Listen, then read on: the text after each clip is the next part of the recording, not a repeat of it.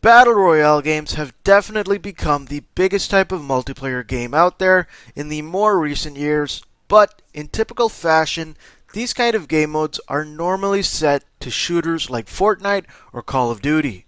Not something we'd expect to see in an open world game like GTA, but following Take-Two's recent earnings call and some things we've heard from Take-Two's CEO during the call, the possibility of seeing something like a Battle Royale game to be based in a future GTA doesn't sound like something impossible anymore. Take-Two held their recent earnings call on November 5th, and as always, they discussed typical things like performance, which games were making the most money in the quarter, and some details into what they have planned for the near future without giving too much away, as per typical fashion from Take-Two. As seen in many calls, unless a developer has already announced something like Rockstar Games, we shouldn't be expecting to hear anything brand new from Take-Two CEO in these calls, as he's reiterated quite a few times that the labels will make their announcements first before he comments on them.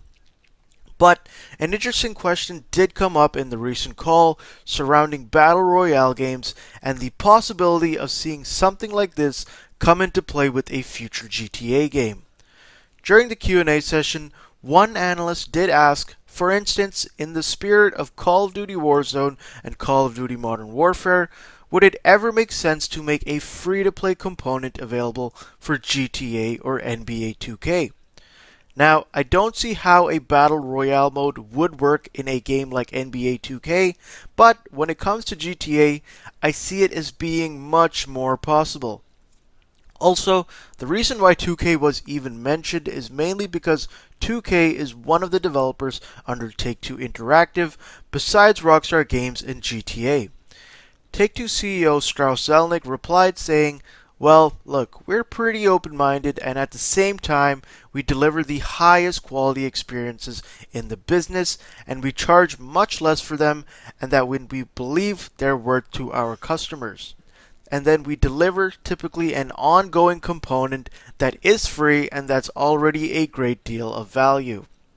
Strauss also mentioned how earlier this year, GTA 5 was temporarily free on the Epic Game Store, further adding to the point that they have no issue with making games free for limited time periods when they see that revenue can be made elsewhere, in this case being shark cards through the sales of GTA Online. Also, following GTA Online's announcement to be a standalone version of GTA from GTA 5 for next-gen consoles, Strauss also mentions, and of course, Rockstar has announced that GTA Online will be a standalone experience for next-gen coming in the second half of 2021, and that it will be free for PS5 users for about 3 months.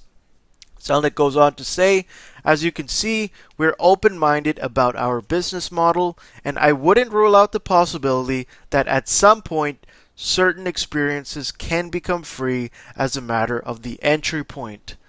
Later in the call, Strauss also mentions that he's open to the idea of making a portion of the next GTA game to be free in some aspects, but not entirely, but using the free portion of the game as an entry point for new players to try it out and potentially buy the game later down the road if they're interested in doing so.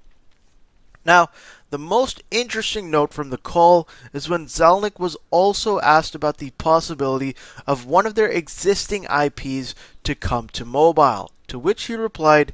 Take-Two wouldn't rule out the possibility of making a standalone mobile title based on its own intellectual property, but that any such move would need to be driven by the label's creative desire to do so and the belief that we could do an extraordinary job at it. Now, from what Strauss is saying here, it looks like he's open to pushing one of their bigger IPs to mobile. However, the game would have to work on mobile devices. Now, I've seen some people speculating on this to be a potential GTA port to mobile devices, but to me, this doesn't look like a good idea. I don't think there are any mobile devices out there right now that can even run a version of GTA 5 without it being heavily watered down graphics wise and probably a much smaller version of the game.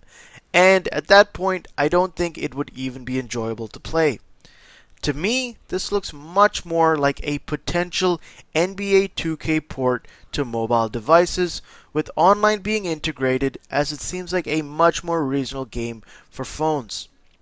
Aside from that, from what we're hearing from Take-Two surrounding using a free-to-play version of the game to bring in more players, the next GTA game to me is looking to be something we've never seen before when it comes to how a GTA game has been on launch.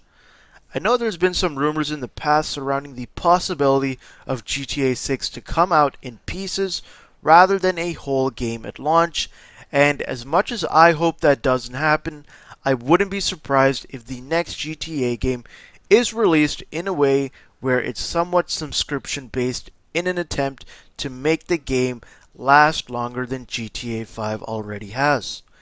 Take-Two and Rockstar Games have definitely opened their eyes when it comes to seeing how successful a multiplayer version of GTA can be, so I'm sure they're going to try and push the next GTA game even harder than they already have for GTA 5 and GTA Online. We have to remember that GTA 5 was a game that released originally on the Xbox 360 and the PS3 way back in September of 2013 and is being re-released again in 2021 for the PS5 and Xbox Series X, implying that GTA 6 lasts the same time frame as GTA 5 has, and the game releases best case scenario in sometime in 2022.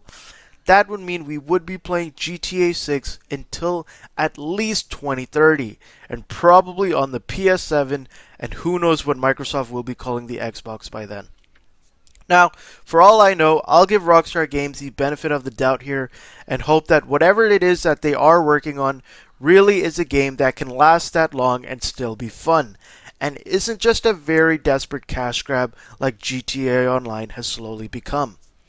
I'm interested to hear from you guys, though, on what you think the next format of the next GTA game might look like, and whether you think we'll see some big changes, or if GTA 6 will come out normally, just like all past Rockstar Games titles have.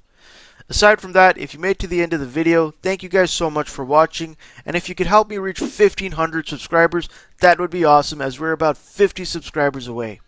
Other than that, as always, guys, it's been Nick Plays Games, and I'll see you guys next time. Peace!